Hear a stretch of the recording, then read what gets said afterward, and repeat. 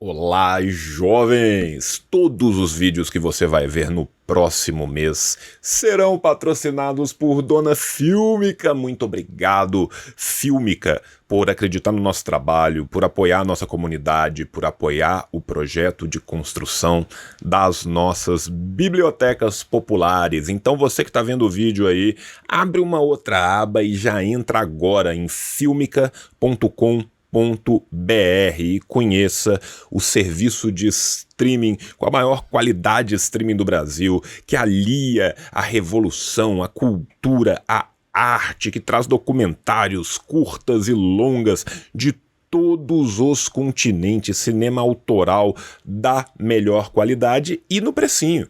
Tá? Se você colocar o cupom João20, o plano anual, que já tá absurdamente barato por 120 pila, sai por 96, e essa diferença vem para nós, vem para a construção do projeto de bibliotecas populares do tio. Mas João, eu gosto de ver os trem na televisão, a televisão é grandona, o computador é pequenininho.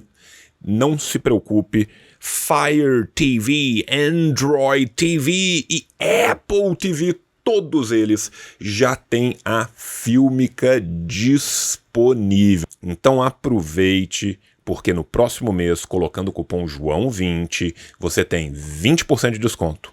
Você colabora na construção dos projetos e você vai ter acesso de um ano garantido ao melhor serviço de streaming de cinema autoral que o Brasil tem a te oferecer. E para você não dizer que eu nunca te dei nada, tirando todas as coisas que eu já te dei, eu vou te dar mais duas. Duas dicas do tio, se liga agora na tela. E a primeira dica do tio é Alan, um filme palestino de 2022 que acompanha o processo de radicalização de um grupo de jovens diante do genocídio continuado do Estado de Israel. Um filme que não poderia ser mais atual. A nossa segunda dica é a coprodução franco-alemã Uma Juventude Alemã de 2015, filme que acompanha toda a efervescência cultural e política da década de 60, do maio de 68, que levaria à criação da fração do Exército Vermelho de Ulrike Meinhof e Andreas Baader. Então, jovem, agora te resta uma escolha, seja um bacana ou seja um banana, não seja o bananão do seu grupo de amigos. Assine a Fílmica, mete o cupom João20, pega seu desconto, contribua com as bibliotecas populares e agora você tá liberado para ver o vídeo. Beijo do tio.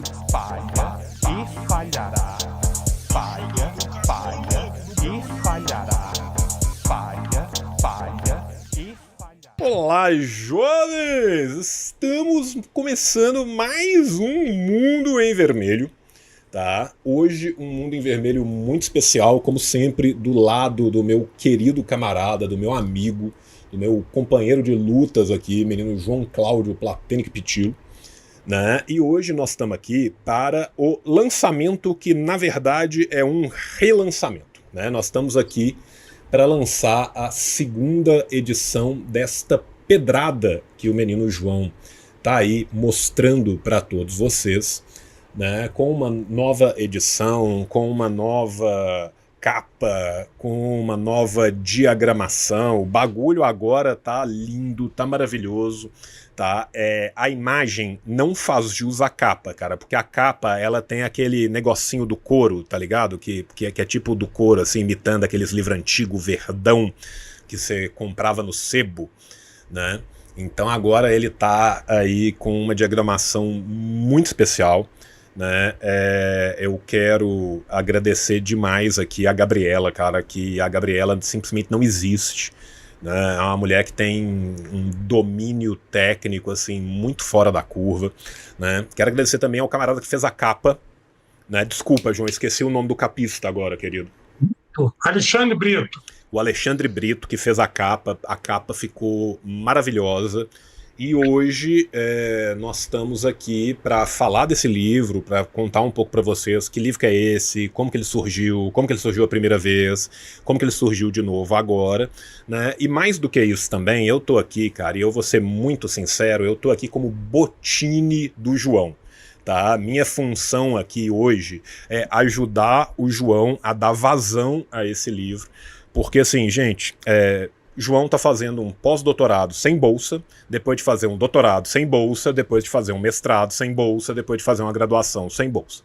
Esse homem trabalha sem parar como professor em todos os bicos que ele consegue para se manter, sendo uma das pessoas mais galardoadas. É raro eu conseguir usar o verbo galardoar.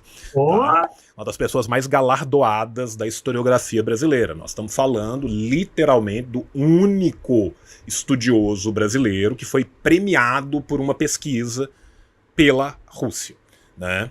Então, assim, é um dos maiores especialistas que a gente tem no Brasil do assunto, sabe? É um homem que está, assim, à frente da nossa historiografia, né? E ele é obrigado, né? Não uma vez só, mais duas, né? Porque o homem é foda, né? E ele é obrigado a correr atrás, feito um doido igual todos nós, por sermos absolutamente todos fudidos na fila do pão, né? Então, mais do que isso ainda, cara, eu ainda fui calhorda, tá? Não tem outra palavra pra falar o que eu fui, não. Isso aqui é calhordice. Eu fui calhorda e ainda chorei pro João fazer desconto e fazer promoção pra vocês que vão estar vendo aqui no chat, pra vocês que vão comprar, né? Quem tá vendo o corte a posteriori. E ainda tem essas duas placas novas, né? A placa do Rô e a placa do Stalin, tá? O que vai acontecer aqui hoje? Hoje, só, né, neste vídeo ao vivo e a posteriori, quando a gente soltar no sábado a gravação, quem acessar o nosso formulário, o formulário que eu fiz lá pro João, tá, preencher lá e comprar lá, vai ter o livro por 80 pila com frete grátis e um livro mais uma placa por 120 também, obviamente, com o frete grátis, tá? Sendo muito sincero com vocês, cara, o João tá abrindo mão na primeira de 20 e poucos reais de frete e na segunda de 30 e tantos reais de frete, tá? Então, essa é a real e ele tá fazendo isso porque ele banca, né, toda a tiragem do bolso dele, né? Esse homem é a editora de um homem só, sabe? Se alguém gritar na rua, onde está a editora Guerra Patriótica? O João levanta e fala, opa, chamou, tá? Este homem é a editora Guerra Patriótica, tá? E ele tá com esse trabalho absurdamente brilhante e necessário, tá? Colei aqui agora no chat o formulário do Google, é só você entrar no formulário do Google, é só você preencher o formulário do Google, tá? Aí lá vai ter bonitinho o que você quer, como que você quer, para onde que é para mandar, o Pix dele, um contato para você deixar. Preencha com carinho, gente. Eu que sorteio 150 livros por mês, né? Eu tô muito acostumado a ter que reenviar boa parte deles, porque a pessoa preenche na correria, tá ali feliz, ansioso, ganhou o livro, tá celebrando, tomou uma cajibrina, esquece aonde que ela mora direito, né? Então, assim, o João já tá dando frete grátis, gente. Então, vamos ser gentis com ele e preencher com todo o esmero e todo o cuidadinho, tá certo? Mete o Live Pix aí pra... Mete o Pix aí pro homem, pra gente poder, né, dar vazão a esses livros, pro João poder pagar aquilo que ele já está devendo pra Rotaplan. Tá, os meninos da Rotaplan me ligaram hoje para confirmar o endereço do João, falaram que eles compraram um saco cheio de maçaneta para quebrar o joelho do João se ele não pagar o rolê, tá? E tem isso aí também, né? O livro tem nessa edição a contribuição de várias pessoas maravilhosas e infelizmente a minha também, né? Para estragar um pouco o livro, tá? Fizeram uma pergunta aqui no chat, cara, que eu vou aproveitar a pergunta do chat, tá? Pra gente começar aqui a falar do livro, a falar da discussão. que eu cheguei aqui falando, porra, essa é a segunda versão do livro. Aí alguém perguntou, quando foi a primeira versão? Então, João, eu quero passar a palavra para você, meu irmão, para você poder falar quando foi a primeira versão, de onde vieram esses documentos, como que se deu o processo de coletá-los, que livro é este, sobre o que ele fala, qual que é a novidade desse livro em relação aos demais livros que vão tratar da Grande Guerra Patriótica, o que tem nessa segunda edição. Hoje nós estamos aqui para isso. Bom, camaradas, companheiros e companheiras, meu querido irmão João, primeiro agradecer todo o carinho mais uma vez. Eu, quando agradeço o João, na frente, por trás, pelo lado, não faço por demagogia, faço por camaradagem e sempre faço questão de reafirmar a minha dívida pública com o João, que é gigante. Se tem duas pessoas nesse mundo virtual que eu devo e não sei nem como é que eu vou pagar, é o João e é o meu querido amigo Lucas Rubio, que virá aqui na minha casa amanhã. Eu queria até que o Lucas tivesse vindo hoje, que participava já da live. Ia ser o Triternura, ia ser bem legal. Eu já convidei ele, inclusive. Ele falou que ele estava na correria com os negócios do começo do curso e que a gente ia organizar bonitinho. Isso. Então vai acontecer, vai acontecer. Eu acho, inclusive, que a gente tem que fazer uma mega live, aquela que vara a madrugada, eu, você e o Lucas, sem pressa, para a gente falar mal de muita coisa e bem de algumas outras. Então, o livro, eu volto a dizer, esse livro ele sai a partir do meu projeto de ocupar esse espaço aqui na internet e de tentar trazer à tona publicações que já não existem mais, que com o fim da União Soviética, essas publicações viraram démodé diante do cenário de total alienação do nosso país. O livro do Stalin aqui em voga, Stalin sobre a Grande Guerra Patriótica, ele é uma segunda edição, mas essa segunda edição ele segue o rastro dos outros livros que eu tive o prazer de lançar aqui, que é o do Vargas, né, e o Aço Vermelho, no qual o João é padrinho dessas obras todas. Por quê? Graças ao conhecimento técnico-científico do João, eu pude encontrar a gráfica, pude encontrar a Gabriela Gandalf, que é fantástica, Gandalf, o Brito, e essa turma toda se uniu a mim para a gente fazer essa obra. O barato dessa obra é que a gente vai ver a Grande Guerra Patriótica, ou seja, a Segunda Guerra Mundial, descrita pelo Stalin. Ou seja, nós temos livros sobre pesquisadores, militares, população, todo mundo que participou da guerra escreveu em algum momento alguma coisa. Mas nós estamos aqui tendo a oportunidade de ver a guerra pelo Stalin. Inclusive, o discurso inicial o primeiro material do livro é o discurso que o Stalin faz no dia 3 de julho. A União Soviética ela é invadida no dia 22. E o Stalin faz um pronunciamento ao vivo no dia 3.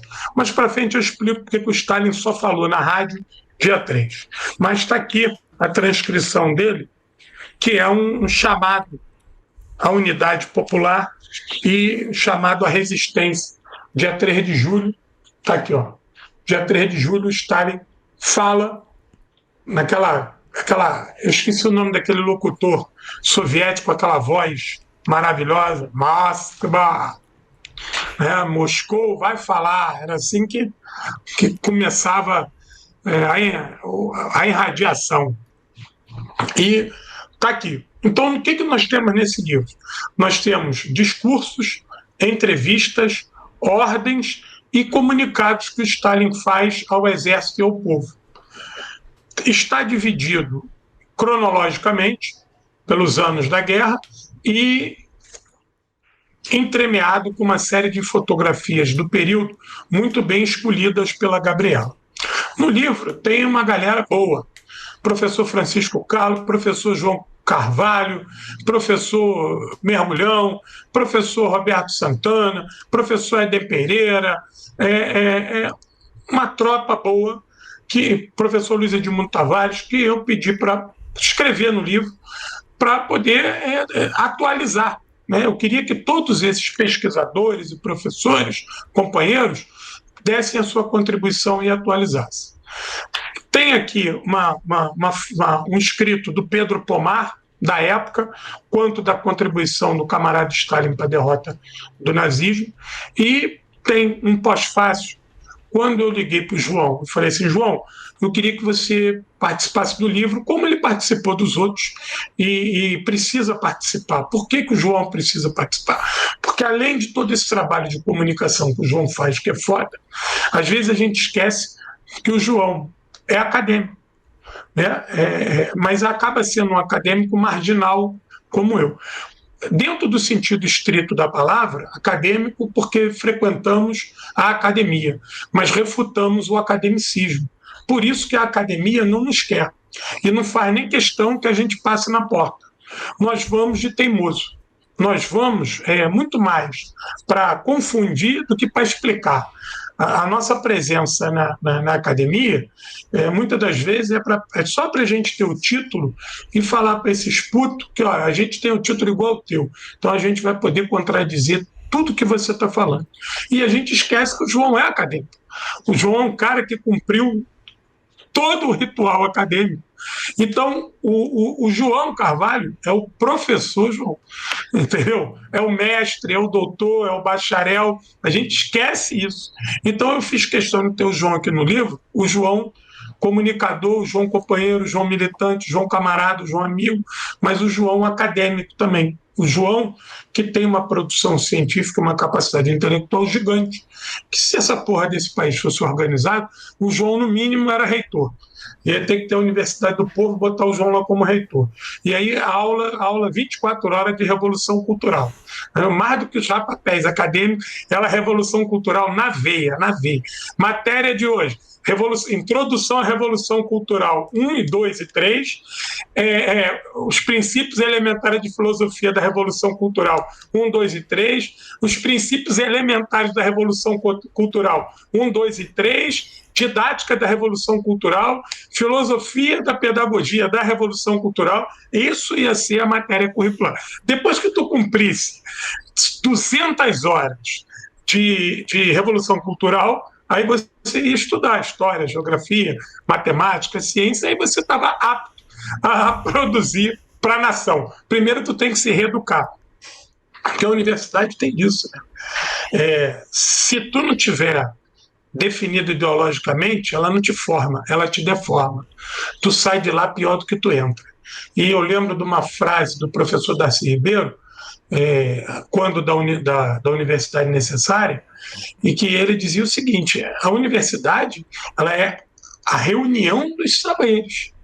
Tu chega lá, tu quer estudar um negócio? Não. Tu quer estudar outro? Não pode. Tu quer estudar um? Não sei. Não pode. Não dá, não sei. Então, não tem a reunião dos saberes na universidade. A universidade é um local que te limita e te castra. E nós fizemos esse movimento e cumprimos esse rapapé. Então nós temos que estar no livro. Eu faço questão de ter o João aqui. Primeiro que o João é uma sumidade, é um intelectual no sentido estrito da palavra, entendeu? Um intelectual orgânico que se comunica, que educa, que é educado, que transforma, que se transforma. Isso é o desenho do professor que deveria ser no Brasil. Mas, infelizmente, a gente é visto ainda como persona não grata nesses ambientes. Um dia a gente muda isso. Então, o livro do camarada Stalin é a oportunidade que a gente tem de conhecer a guerra pelas falas do Stalin e o que é melhor. Como o livro está repleto de ordens, comandos que ele dá ao exército, ao sindicato, aos sovietes, às entidades civis, às instituições soviéticas que estavam envolvidas na guerra, também ele tem entrevistas e ele dá informes. Então, esse livro ele contradiz a Segunda Guerra Mundial, que foi contada no Brasil. Então, esse livro ele é uma fonte primária, né? É uma fonte primária porque a gente está ouvindo do Joseph Stalin, do comandante supremo da União das Repúblicas Socialistas Soviéticas, o que tinha que fazer e o que foi feito no período.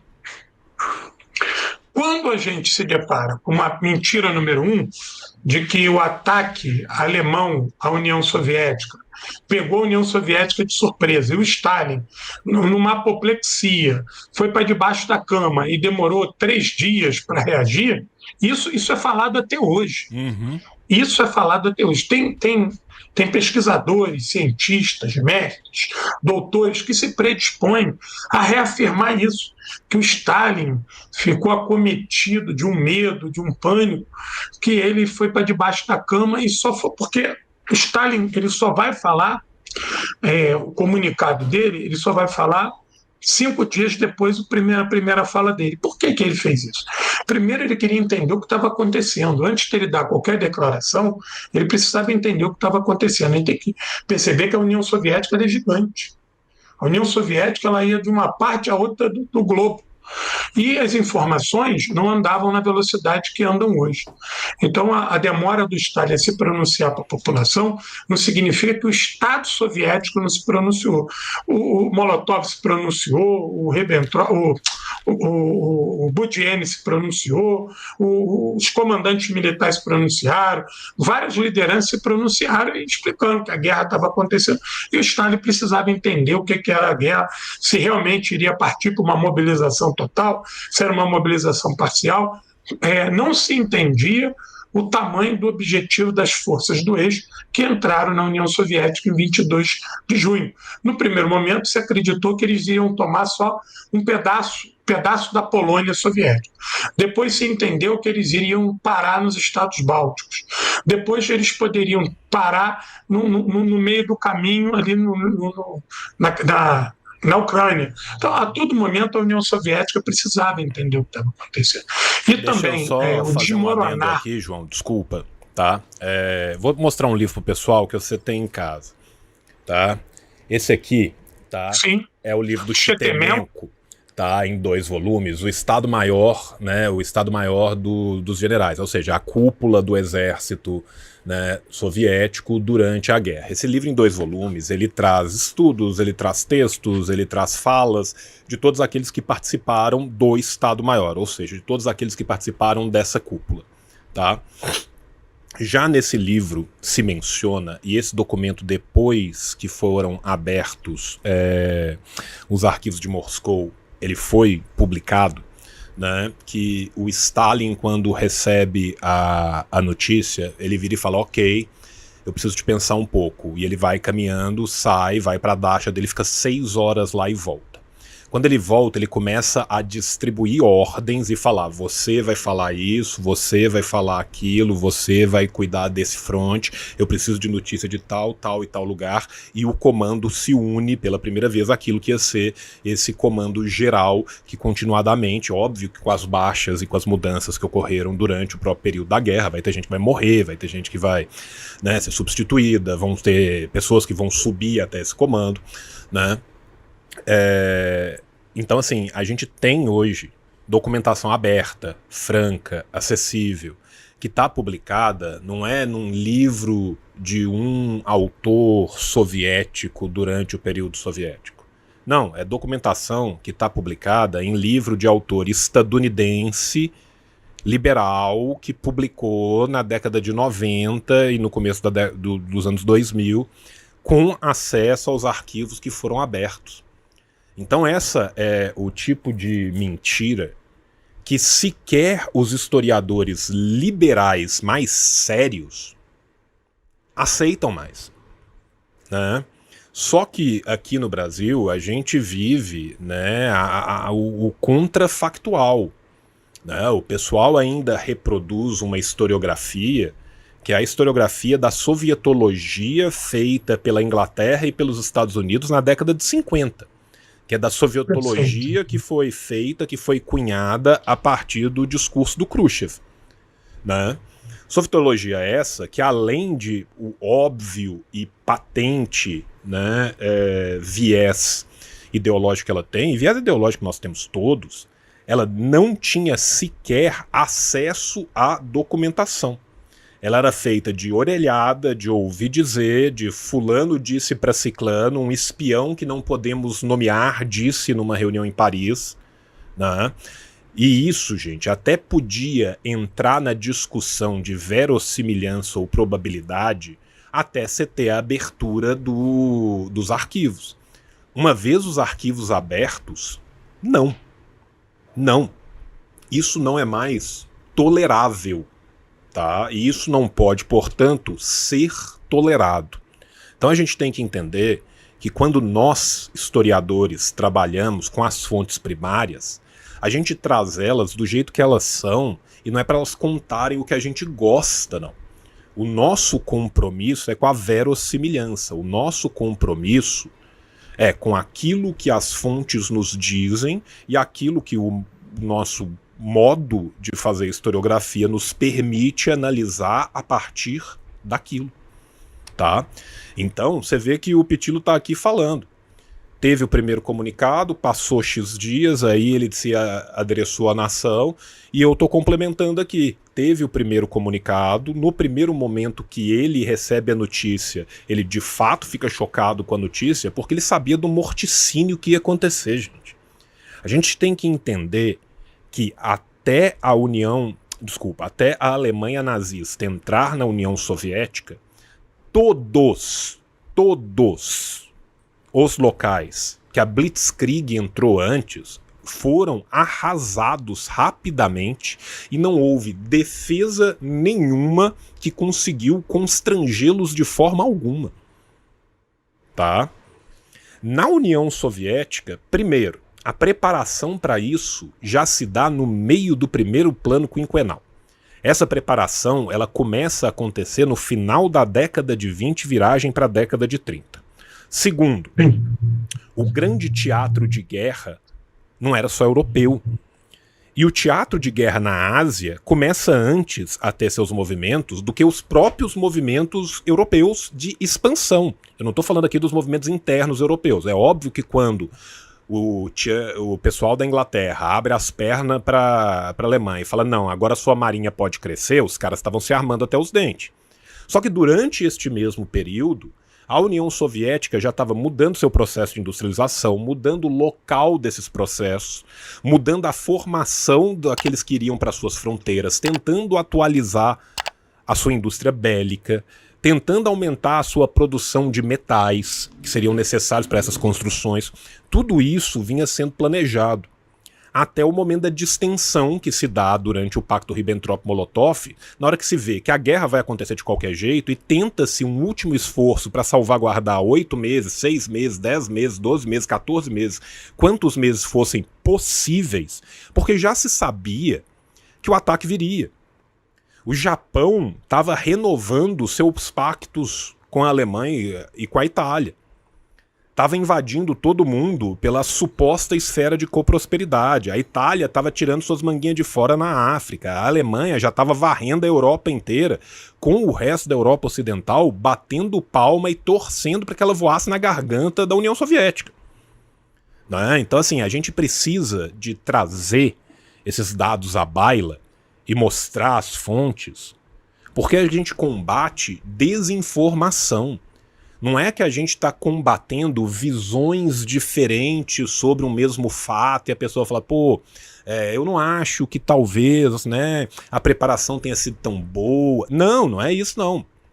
Nós temos de um lado vasta documentação probatória, seja ela diplomática, seja ela militar, né, seja ela soviética ou fora, inclusive muita documentação diplomática interna nazista que comprova os preparos da União Soviética.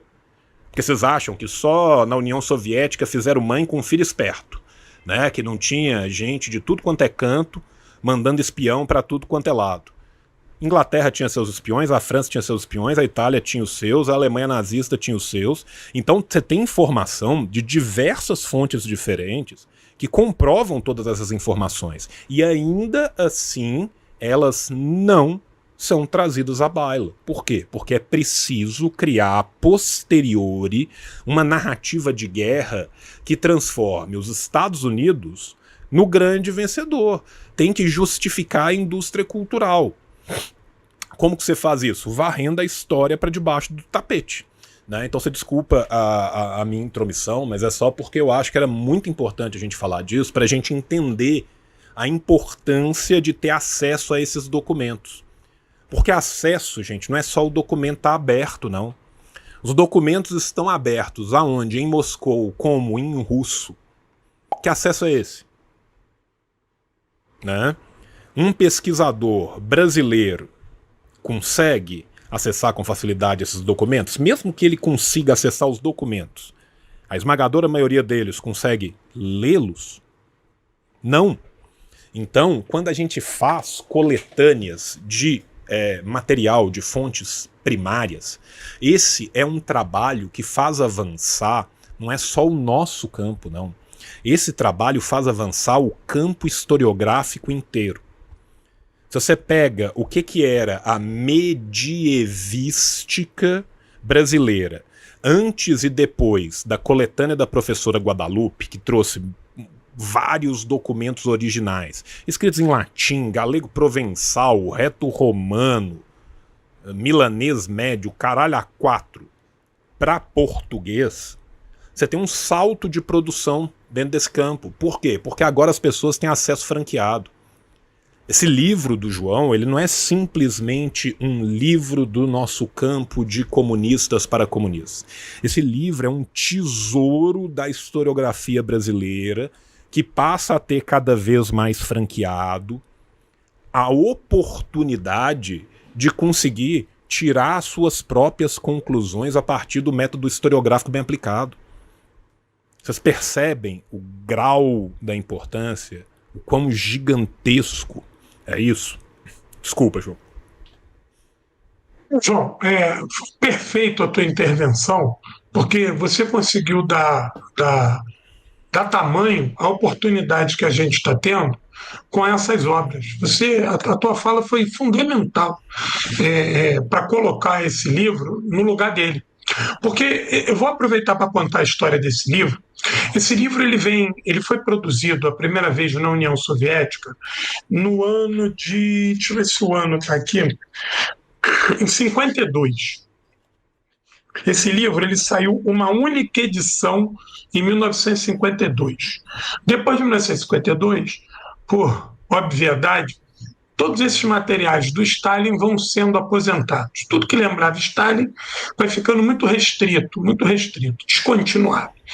Então, eu não sei que alma boa trouxe esse livro para o Brasil e entregou esse livro de 1952, entregou esse livro na mão do falecido Mário Dias. Mário Dias foi um companheiro do Prestes, foi vereador aqui no Rio de Janeiro, foi uma das pessoas mais éticas, mais corretas que eu conheci na minha vida e foi um pai social que eu tive. Foi o cara que me mandou para Cuba em 1993, no período especial. Ele era médico, foi vereador um mandato pelo PDT e ligado ao Prestes. Sempre foi do núcleo prestista. Foi perseguido pela ditadura, ficou na lista negra para morrer da ditadura, e a ligação dele com Cuba era muito forte, porque quando teve a invasão de Playa Girón, ele estava em Cuba, ele estava chegando em Cuba para participar de um congresso de medicina, e ele já estava nos últimos anos de medicina.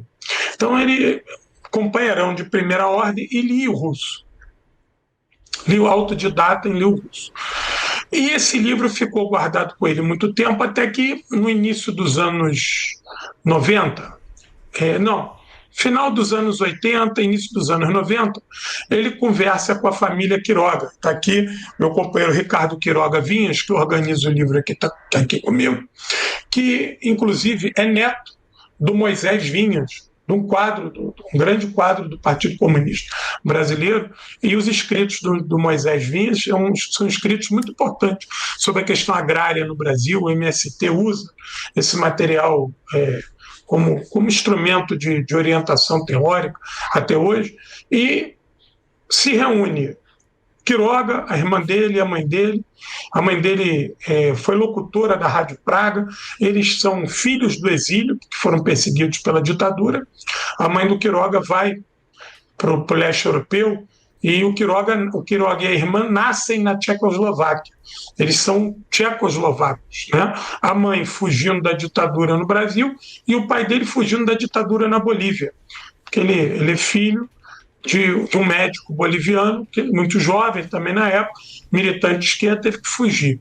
E depois que a democratização, eles voltam para o Brasil e tocam a vida deles, mas pelo fato deles terem andado muito na União Soviética e ter nascido na Tchecoslováquia, eles tiveram contato com o idioma russo e passaram a dominar, a ler e a falar o idioma russo. Então eles se reúnem a comando do Mário Dias para que traduzisse e fizesse um livro no início dos anos 90.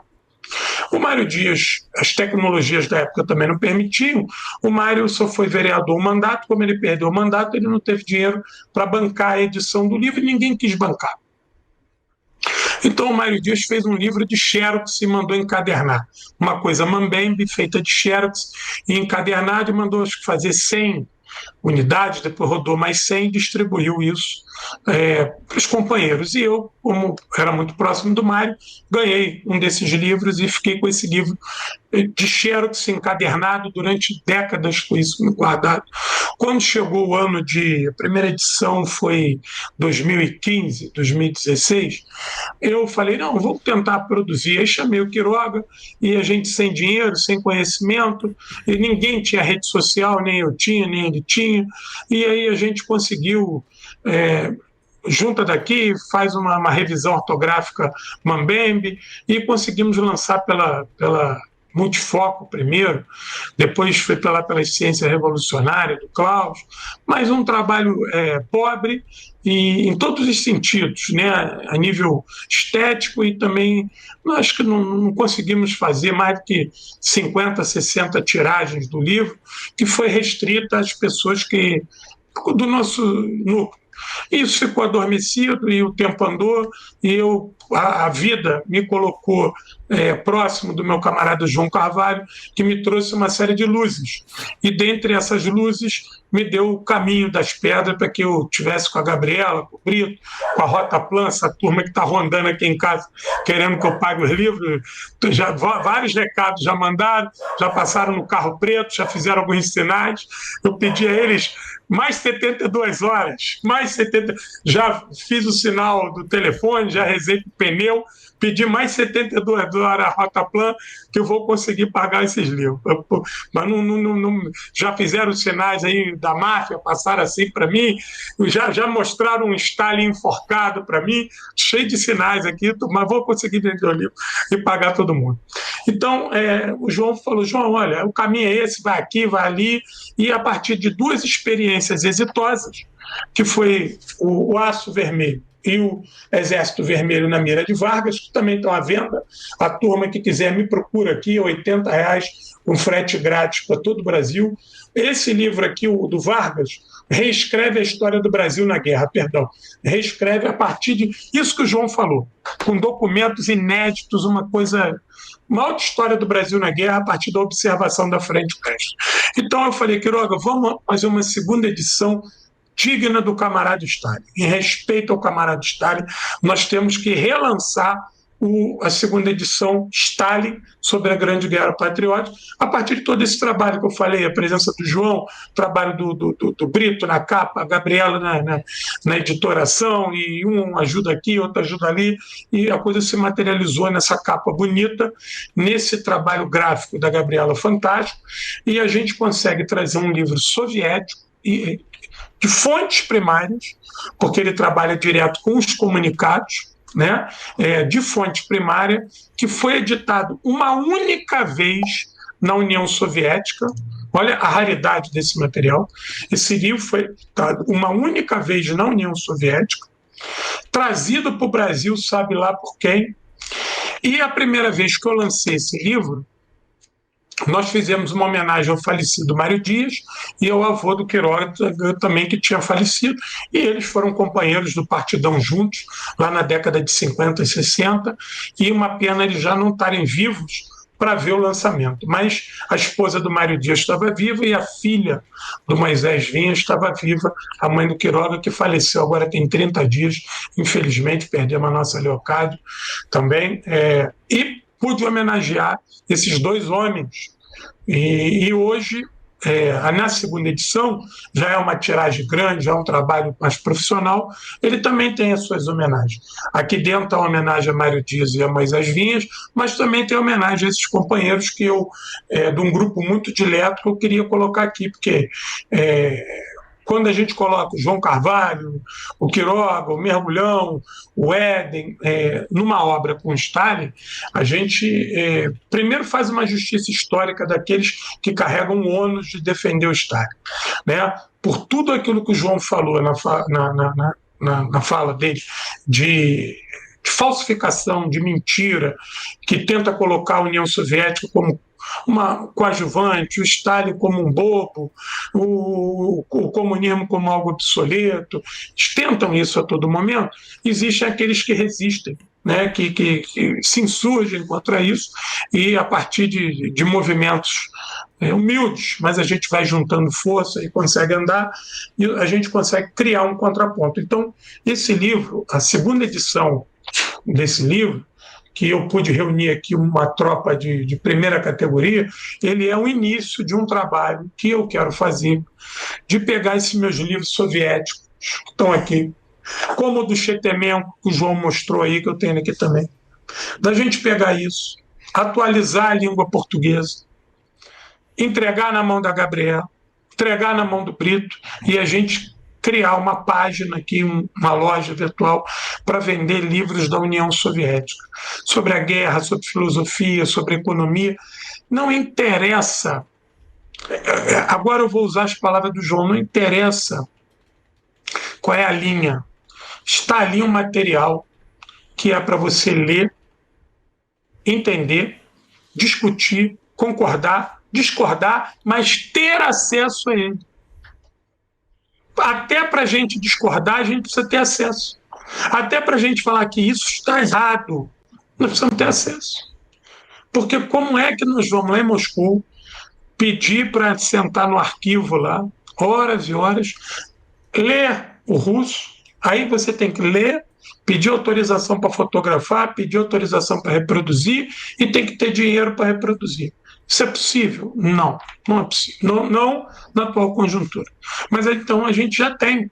A gente não precisa inventar a pólvora. Nós já temos vários materiais que a própria União Soviética produziu em matemática e em português. Então nós vamos tentar pegar esse caminho e avançar. O livro do Stalin, o nosso caminho foi asfaltado de maneira mais fácil, porque a família Vinhas, numa obra, num trabalho coletivo, traduziu esse livro lá no final dos anos 80.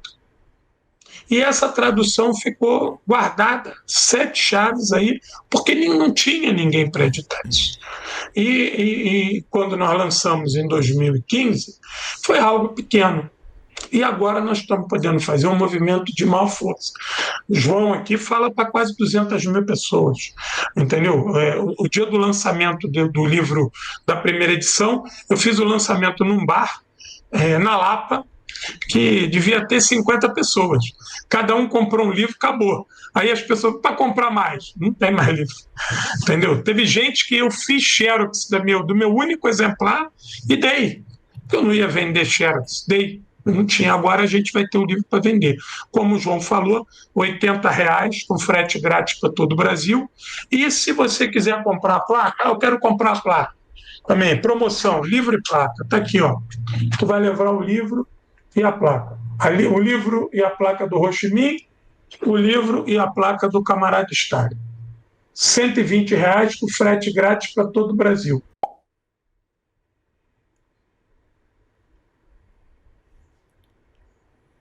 Nesse rolê da venda dos livros e nessa parceria, 2 Joãos, nunca ninguém ficou sem livro.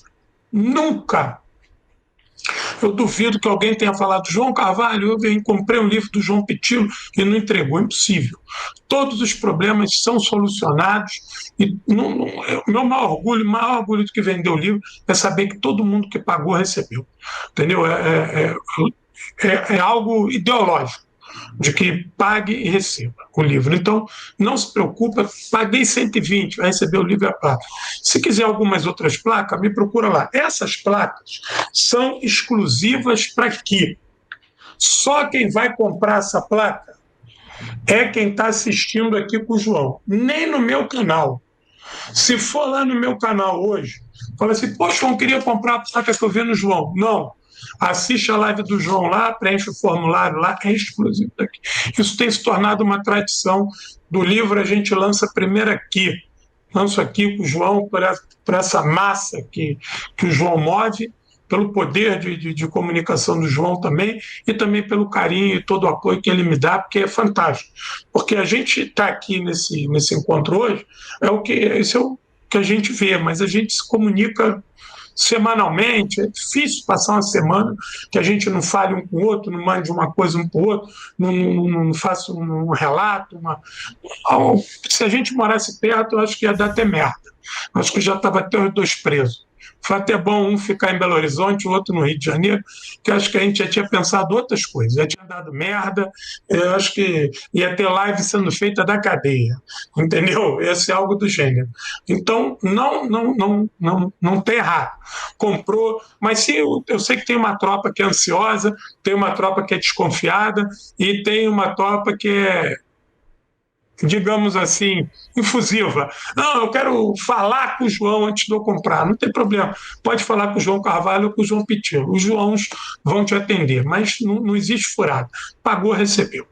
Ainda sobre o livro, eu quero só fazer o seguinte... Deixa eu só te interromper 2 segundos aqui, porque agora eu coloquei numa outra aba para o povo ver o rolê aqui, tá? E aí eu coloquei de todo o tamanho, tá? Nesse formulário, tá? Aqui em cima tem o Pix para onde você vai mandar.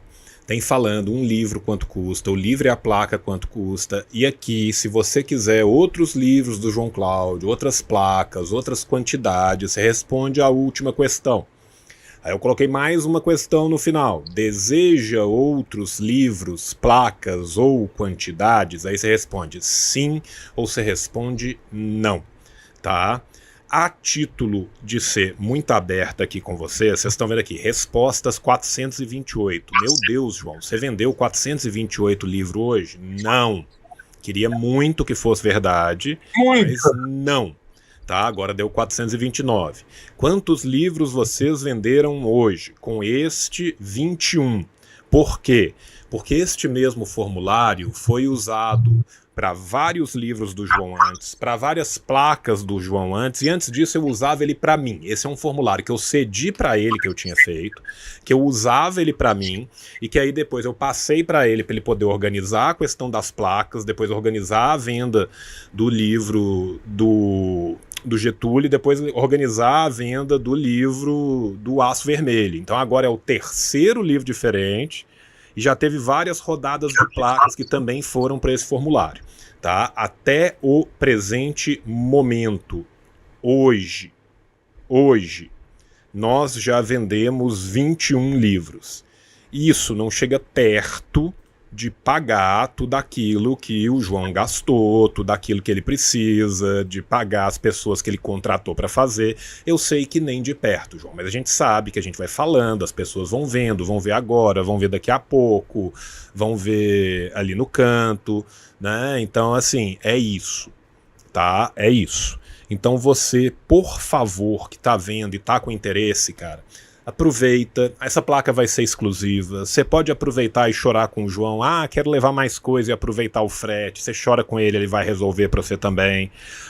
Em vez de levar eu quero levar 5 e quero fazer um grupo de estudo da militância, do meu partido, do meu movimento, do meu grupo, chora com o João que ele vai fazer também, tá? E o Edson tá perguntando aqui, vai ter versão digital do livro? Por enquanto, não. Por enquanto, só tem o livro físico. E por que não vai ter versão digital por enquanto? Porque se fizer versão digital, muita gente vai dar preferência para a versão digital, e o João é uma pessoa sozinho, que é inteiramente uma editora inteira sozinho, e aí a mulher dele vai matar ele por causa das 32 mil caixas de livro que vai ficar na casa dele. Então, na hora que vocês esgotarem esse livro, aí eu até converso com o João, passo contato para ele, eu tenho gente que faz livro digital, e aí a gente vê, tá, se a gente faz o livro digital, tá? Por enquanto, não. Tá? Em relação ao livro do Vargas, em relação ao Aço Vermelho, né, é óbvio, gente, que tem muito menos quantidade disponível do que vai ter do livro que a gente está lançando aqui hoje, tá? Então, se você, porventura, tem interesse nesses outros livros, aí, de coraçãozinho, eu recomendo que você dê ideia no João o mais rápido possível, porque vai ser na ordem da disponibilidade. Né? Vai ser quem chegar primeiro, acabou o livro, tá? Porque a gente não é editora grande, a gente tem que fazer todo um esforço para lançar, então a gente não consegue fazer o serviço maravilhoso on demand, sabe? A gente não consegue virar e falar assim, porra, apareceu mais 10, imprime mais 10, apareceu mais 15, imprime mais 15. Tem o que tem. O Carlos Henrique está perguntando, essas placas vão ser vendidas depois, né? Não. Essas duas placas que vocês estão vendo hoje são exclusivas deste lançamento. Vocês que estão ao vivo aqui com a gente agora, nesse momento, que eu agradeço enormemente a cada um de vocês, ou se porventura você estiver vendo o vídeo de lançamento dessa live editado bonitinho no sábado à noite, nesses 2 períodos, por este formulário, serão vendidas essas 2 placas. Depois disso, não. O João criou essas placas como uma celebração, como uma exclusividade, né, para que vocês possam, né, ter esse memento, ter essa memória desse momento, desse livro, desse auxílio que vocês fizeram também para um professor tão importante do nosso campo que está aí trabalhando. Então eu me permiti aqui interromper um pouco, só para mostrar para vocês como que isso vai funcionar, tá? Então durante todo o período desta live e posteriormente no sábado, a partir do momento que o vídeo estiver no ar, neste formulário, tá? João, cheguei agora e não peguei o formulário, não tem problema, a gente criou o comando, tá? Guerra Patriótica, é só você colocar o comando, desculpa, Grande Guerra, eu tô muito doido, é só você colocar o comando Grande Guerra, tá? No chat, que aí vai aparecer o link para o formulário. O formulário também no vídeo estará na descrição do vídeo, beleza? Então aproveitem, tá? Que é isso. Eu só queria dar esse toque pra galera, né? Porque senão depois o cara fala assim, pô, achei legal, tal, quero pegar a placa depois. Meu irmão, se você não pode pagar agora, você pode pagar na semana que vem, já entra, já preenche, já deixa tudo ali, entra lá no Instagram, no Guerra Patriótica, conversa com o João, fala assim, João, vou poder te pagar isso, irmão, na semana que vem, mas eu queria garantir a placa, eu gostei da placa. Fala com ele. Ah, João, eu gostei tanto das placas que eu queria as 2 placas. Fala com ele também que ele faz um bem bolado aí pra você e te manda.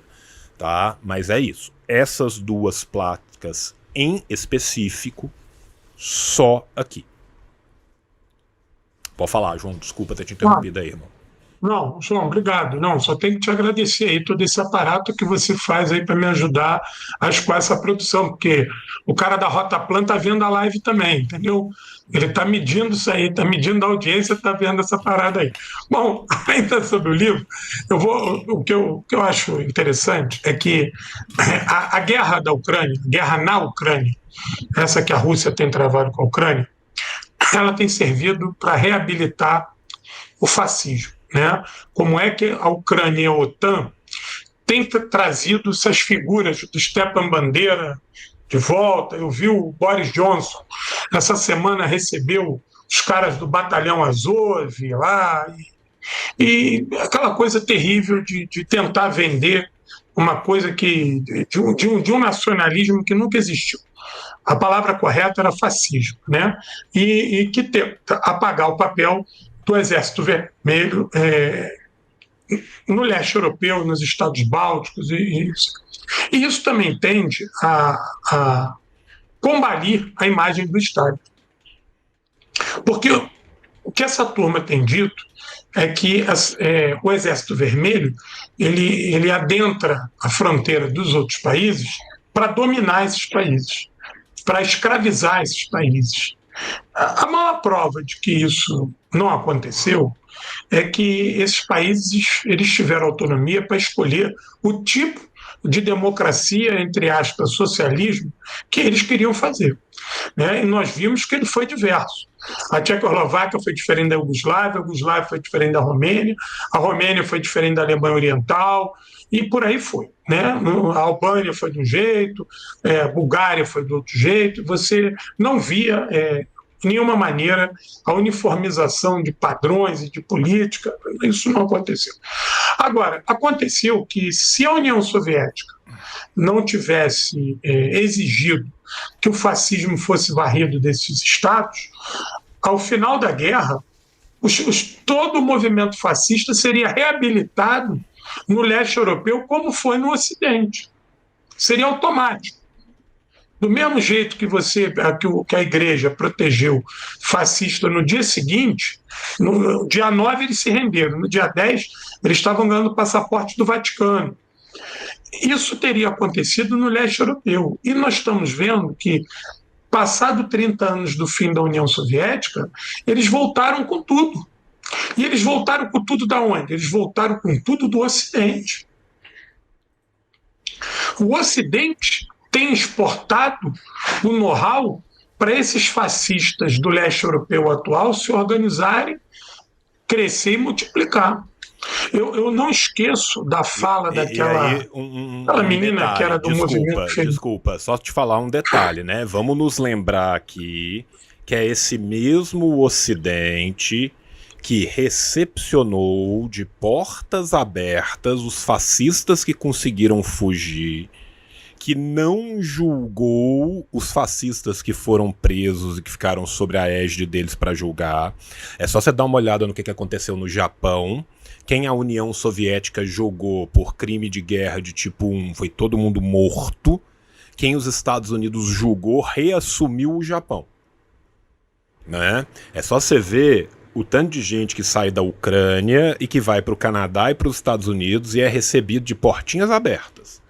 Né? Então, assim, não é que isso foi um fenômeno que ninguém sabe de onde que veio e subrepeticiamente começou a acontecer depois dos anos 90, quando o pessoal do Bloco do Leste saiu desesperado, tentando uma vida capitalista que eles ouviram falar que era linda e que na prática era uma merda. Não. Esse é um processo continuado que começa literalmente no dia após o término da guerra, gente. Tá? Então, assim, o Ocidente recebeu de bracinhos abertos. Tá? De bracinhos abertos.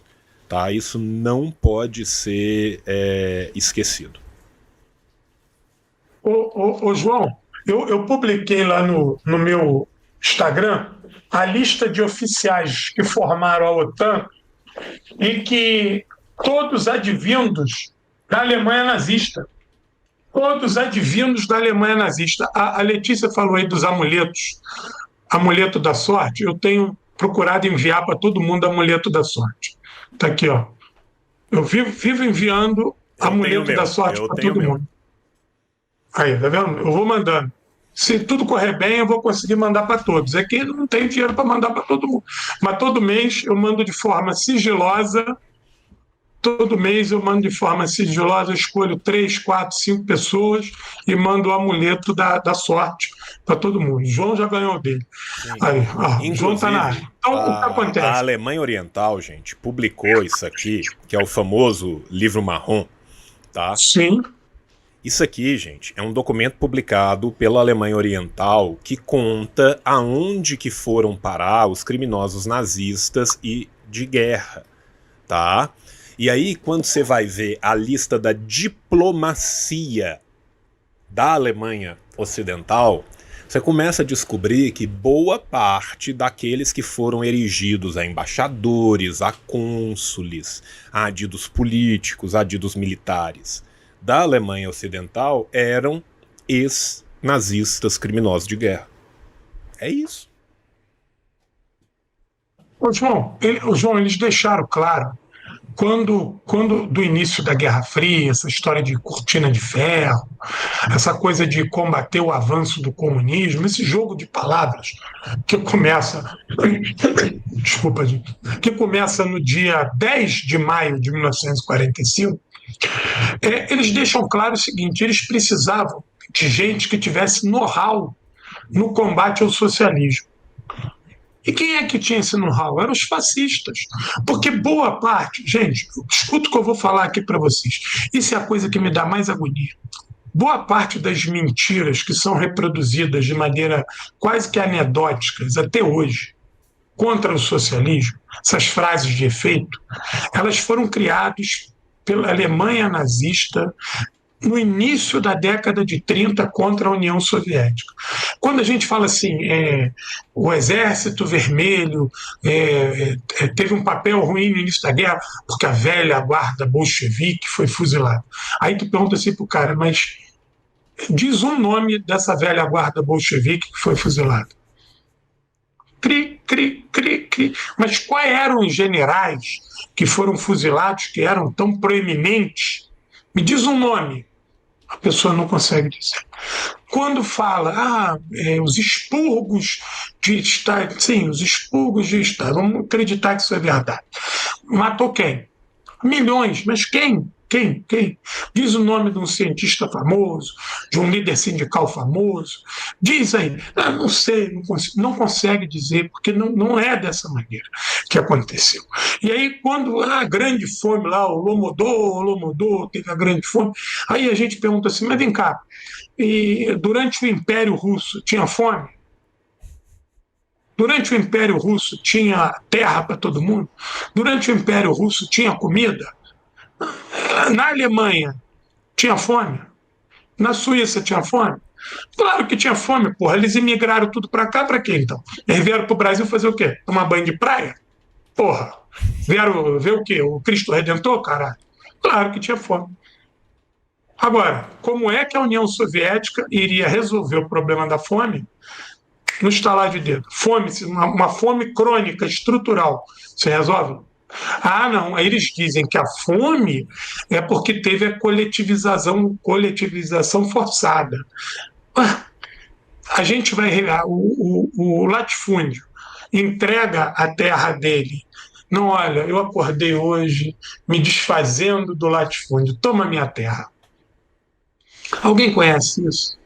Então, por favor, é claro que a coletivização é forçada, mas não é forçada contra o pobre, ela é forçada contra quem tem a terra, contra o latifundiário. E aí então, vem o detalhe, né? Por exemplo, sobre a coletivização, o final da coletivização, que é a parte que é chamada de coletivização forçada, ele só é iniciado a ordem, e detalhe, que a ordem não era para coletivizar tudo, a ordem era para começar a coletivizar, houve, né, um excesso também na própria coletivização, porque o povo estava louco para se ver livre dos kulaks.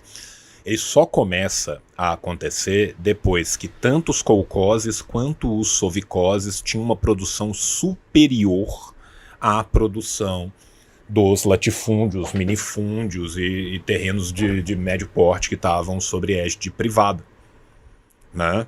Aí ninguém fala que teve uma epidemia de tifo. Aí ninguém fala que boa parte dos números ocidentais que vão falar sobre a morte estão contando os cazaques que fugiram para a China e voltaram depois. Estão contando o próprio censo que mudou, né, antes, ali no final da década de 20, e mudou o que era alguém que seria ucraniano nato e o que era alguém que seria ucraniano simplesmente. Por exemplo, assim, as pessoas que não eram de etnia ucraniana, elas deixam de ser contadas como ucranianas a partir desse censo, mesmo se elas estivessem vivendo na Ucrânia, né? Então, assim, tem vários pequenos detalhes da historiografia que eles ficam submersos, né? Ninguém comenta, por exemplo, que depois dessa fome, qual outra fome teve ali? Nenhuma. Né? Quantas fomes tinha antes? 400 anos provados, arqueologicamente, historiograficamente, de fome continuada na região, né? Fala-se que a fome foi contra um povo, só que essa fome começa na Polônia, passa para a Ucrânia, varre o Volga inteiro e chega no Cazaquistão. E ainda desce para a Romênia, que na época não estava nem dentro. Que fome é essa? Controlada, feita, artificial para matar um povo que começa fora do Império e termina fora começa fora da União Soviética e termina fora da União Soviética.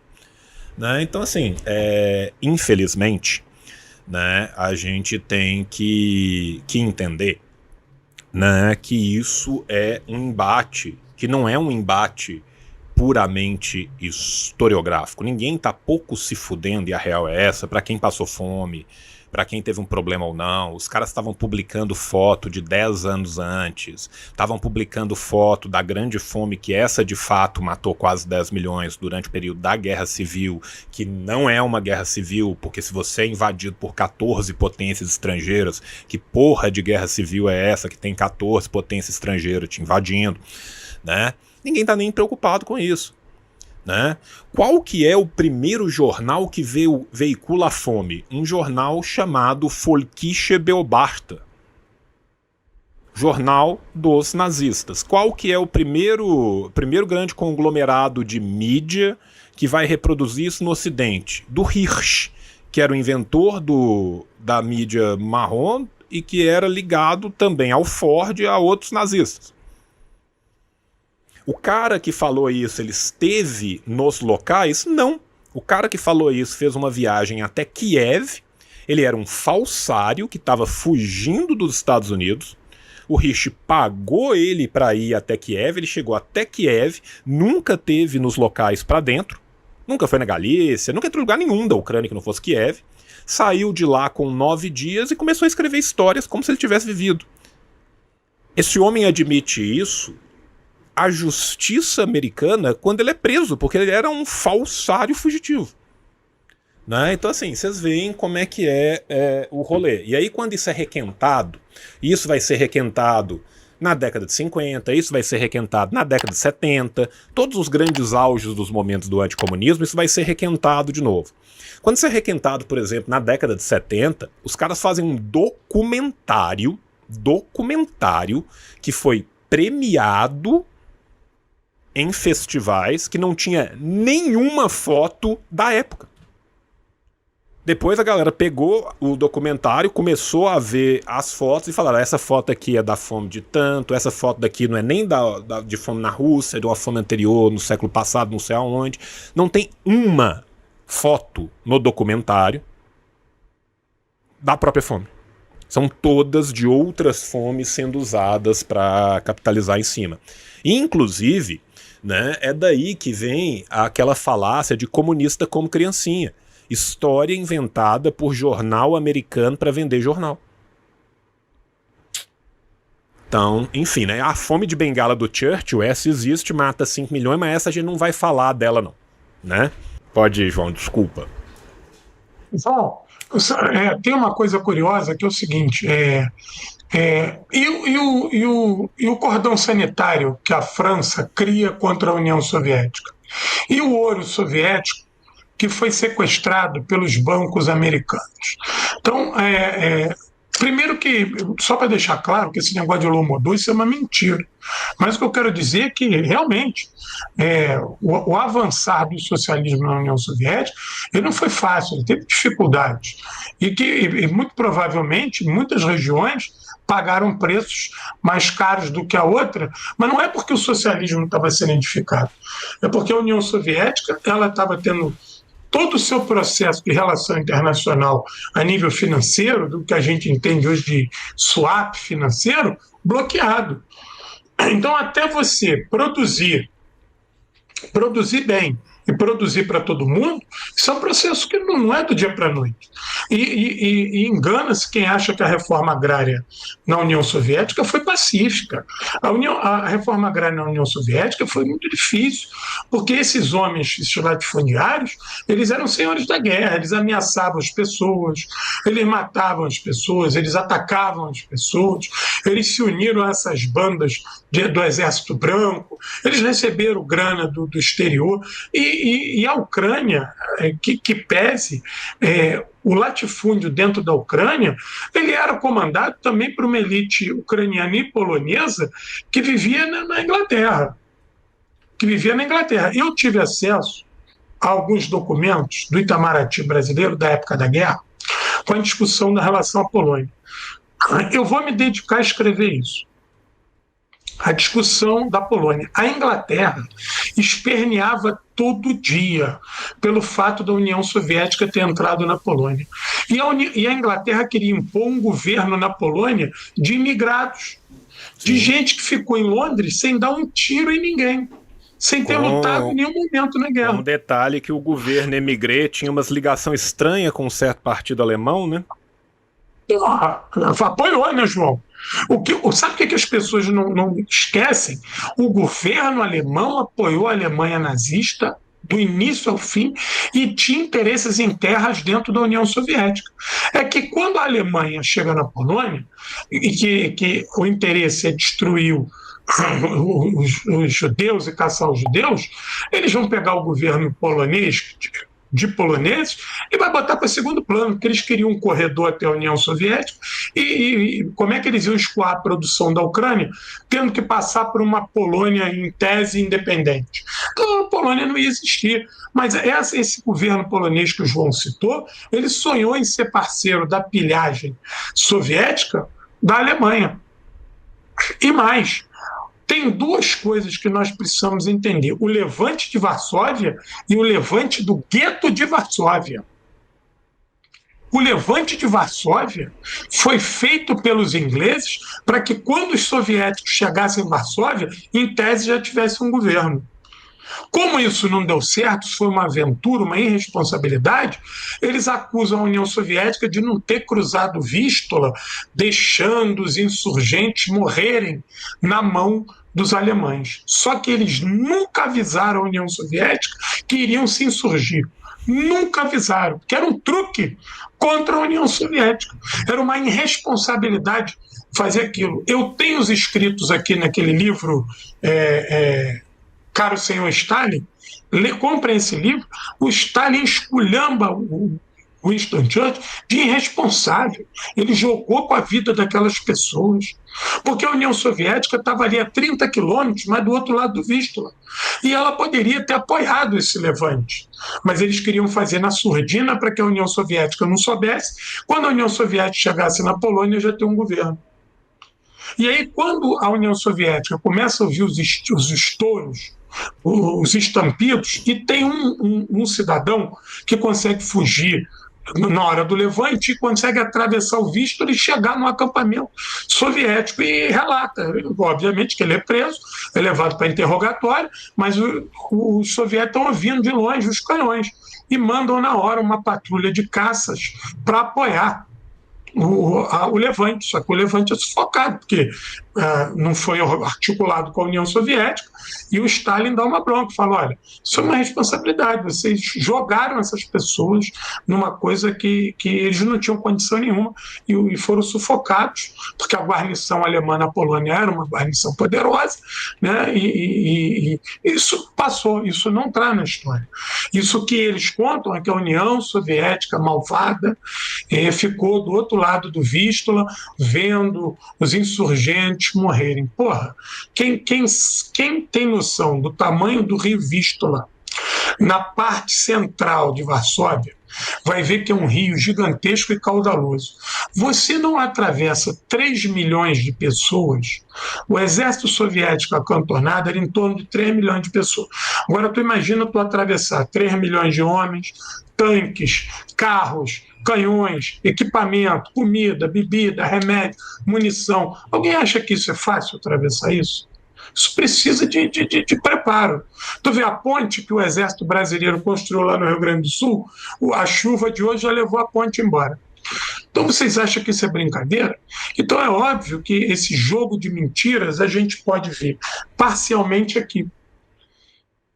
As falas do Stalin aqui nesse livro, elas vão respondendo as acusações que vão surgindo, que essas acusações elas vão surgindo na mídia em tempo real. Se vocês, a turma que achar interessado, a hemeroteca da Biblioteca Nacional ela está toda digitalizada. Então vocês podem acessar de maneira gratuita os jornais brasileiros da época da guerra, que reproduziam porque eles recebiam o cabograma dos ingleses e dos estadunidenses e reproduziam esse tipo de críticas à União Soviética aqui no Brasil. Então você pode ver isso. Eu vi pelos jornais brasileiros e vi pelos documentos diplomáticos, que são aterradores, entendeu? Porque você vai ver os diplomatas brasileiros em Lisboa, em Madrid, em Berna, reproduzindo isso. Em Londres. Por incrível que pareça, o embaixador brasileiro em Washington é o mais realista com relação à União Soviética, é o mais realista, né? Mas todos os outros, o Freitas Vale, o Abelardo Roças, essa gente é bandida, porque eles fazem relatórios para o Getúlio, e a gente não estou aqui passando pano para o Getúlio com relação ao anticomunismo dele, não, mas ele era municiado também pelo que tinha de pior. Entendeu? Ele era municiado pelo que tinha de pior. E o Stalin recebia essas informações. Porque ele lia lá a BBC, ele lia lá o The Washington Post, ele lia esses jornais. E ele era obrigado a responder. Então vocês vão ver aqui uma série de entrevistas que ele dá e falas respondendo isso em tempo integral. E volto a citar a fala do João, né? Com a escassez de documentos iguais a esse no Brasil, nós formamos militantes ruins, formamos pesquisadores ruins, formamos professores ruins e formamos uma vaga de companheiros e companheiras de esquerda, pelo menos nos últimos 30 anos, muito confusos.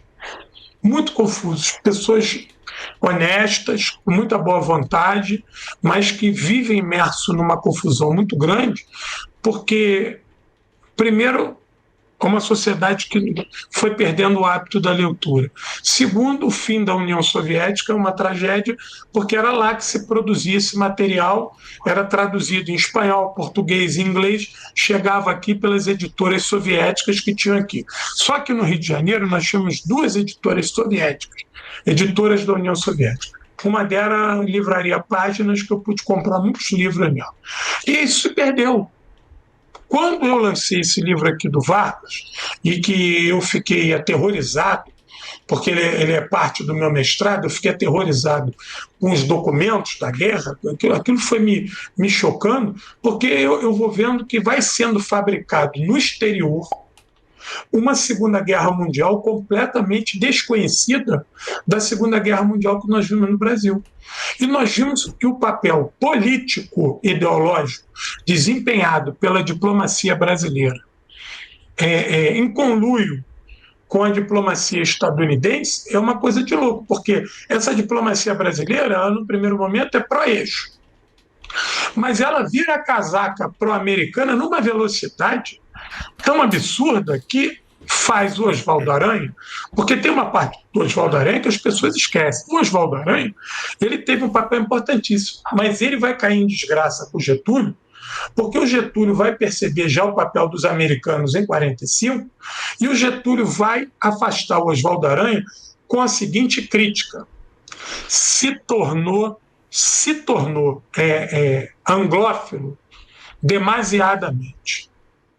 Primeiro com relação à Inglaterra, e por fim se torna um estadunidense deveras apaixonado. É a frase do Getúlio. Por quê? Porque o Getúlio depois, principalmente no segundo semestre de 45, o Getúlio já é visto como perigoso para os Estados Unidos. E aí os Estados Unidos vai mandar o Adolfo Berle para cá. Tem um livro disso. Isso ia ser meu novo doutorado. Eu estava pensando em fazer isso. A origem da Guerra Fria no Brasil, eu estou pensando ainda, mas eu ia trabalhar com os documentos do Itamaraty, João, mas o Itamaraty aqui no Rio entrou de férias. Entrou em obra. Vai ficar 2 anos em obra. Então eu não vou ter acesso ao acervo. Então, assim, ironicamente, que bom que entrou em obra, porque senão não ia ter documento para a próxima geração ver, porque a situação estava lastimável. Assim. Terrível. O pior era a gente manipular o documento original. Tu tá sem som, Não, João. desculpa, eu falei que não só isso, como o pessoal manipulava o documento na mão, sem nada, tomando café, você entendeu? Assim, é a forma como esses Mas eu tinha o documentos máximo foram cuidado com aqueles documentos. Eu tinha o tratados, máximo foi cuidado com aqueles terrível mesmo, documentos. assim, sabe? Eles foram Mas eu tratados... confesso que, pô, Não, eles foram tratados de uma forma terrível, sacou? Então, assim, isso prejudicou muito, né, a manutenção dos documentos. não, eu confesso que eu tentava cuidar bem dos documentos, mas por algumas vezes eu dormi em cima dos documentos. Dormi, porque os tomos eram muito altos e aquele friozinho, silêncio. Aí depois do almoço eu dava sempre uma cochilada em cima dos livros e o pessoal lá já conhecia. Não, não, deixa que ele vai tirar um cochilo. Aí era um cochilo de alguns minutinhos, depois eu voltava e continuava a pesquisa.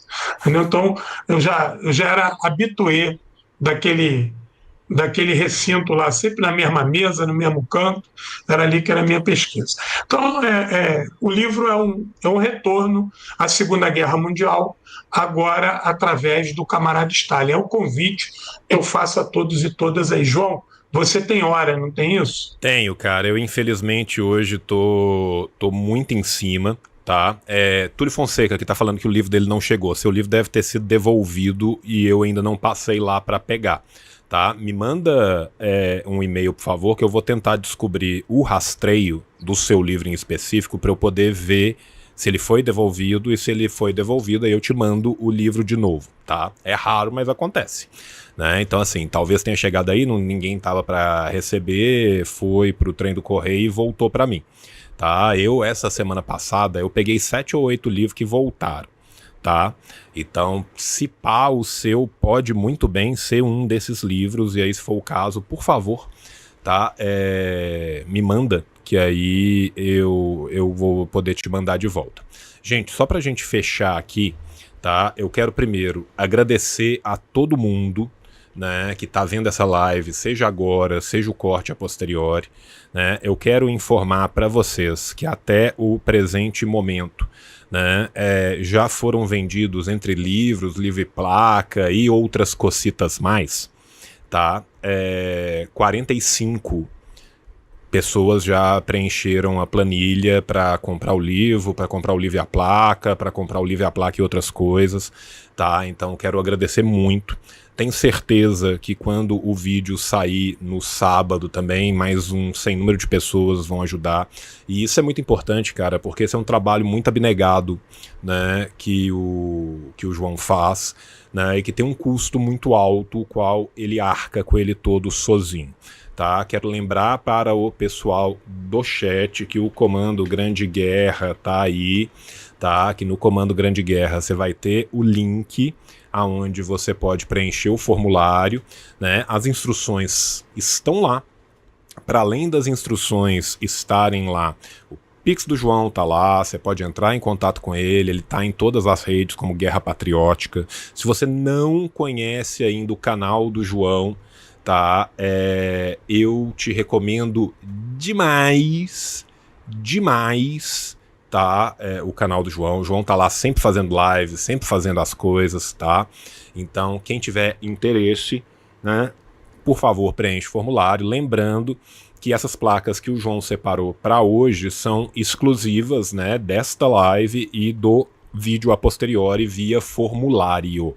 Tá? Então, se você tem interesse nessas duas placas que o João mostrou, vou abusar do João. Você mostra de novo as placas para nós aí, João? Tá? Essa placa do Stalin e essa placa do Ho Chi Minh, tá? É só entrar em contato, é só preencher, Peraí, João, peraí. tá, o formulário. Não, deu para ver as duas, tá tranquilo. Tá? Nossa. Lembrando que, especialmente para essa live, né, o João tá abrindo mão aí do frete, né? Então um livro tá saindo por 80 já com frete incluso, você não vai pagar o frete, o livro mais uma placa 120, o livro e 2 placas, outros livros, aí você chora com o João que ele faz um descontinho, manda tudo num pacote só, facilita a sua vida e a dele. Tá bom? Então, obrigado demais a todos vocês que estiveram aqui, tá? Vou deixar uma última vez aqui no nosso chat o link para vocês poderem preencher o formulário. Obrigado, meu querido camarada João Cláudio, tá? Parabéns por esse trabalho, você sabe o tanto que eu te admiro, né? Você sabe o quão necessário esse trabalho é, e só quem faz esse tipo de coisa sabe o quão assustadoramente desgastante, né, que esse trabalho é para um resultado, gente, que o resultado real é o espalhamento do saber, tá? Porque é muito trabalho para muito pouco dinheiro que vai ser tirado depois de todas as custas que estão envolvidas, além do trabalho todo do João de embrulhar essa porra toda, de correr para um lado pro outro, de fazer as coisas inteiras, tá? Que esse ele nem conta, porque se ele contar ele para de fazer. Tá? Então, assim, quem puder auxiliar, você está auxiliando também, né, a possibilidade de um futuro de pesquisas muito mais qualificadas no Brasil. Né? Nós estamos nas ondas, saindo aqui agora. Obrigado, João. Até a próxima. Se você quiser despedir, contar só para a galera aí do seu canal, das suas redes, para a gente poder fechar aqui. Olha, João, eu quero agradecer. Esse trabalho só é possível, gente, pelo apoio que o João dá. O João é peça fundamental nisso. Não pensem que fui eu sozinho, não. A Gabriela está aí, o Brito está aí, e o trabalho do João é fantástico. O João é o pontapé inicial disso.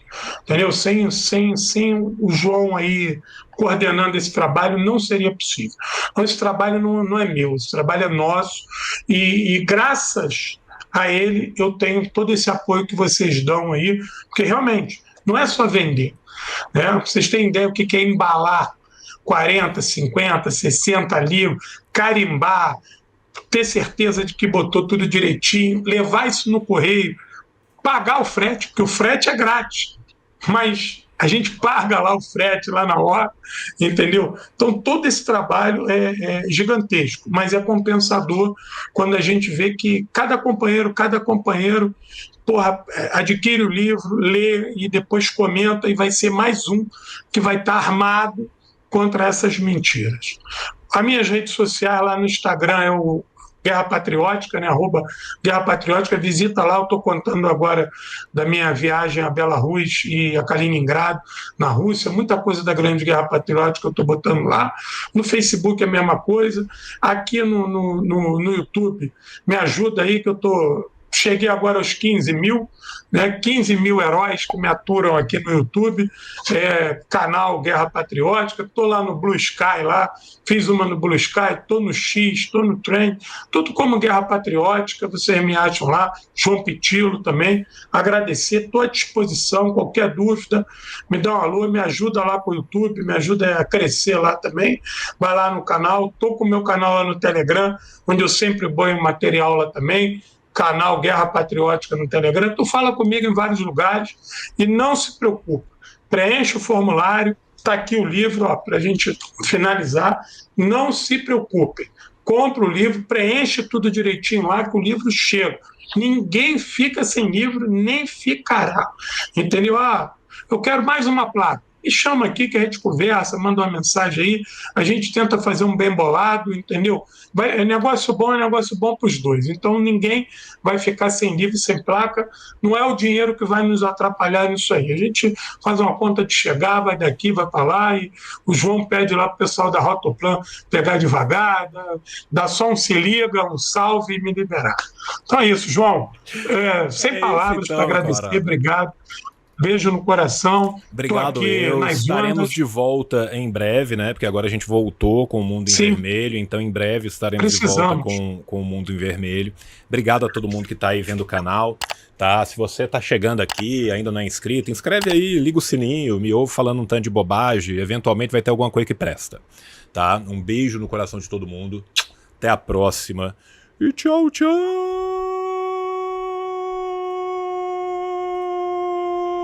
O capitalismo falhou, falha e falhará em cada uma das sociedades aonde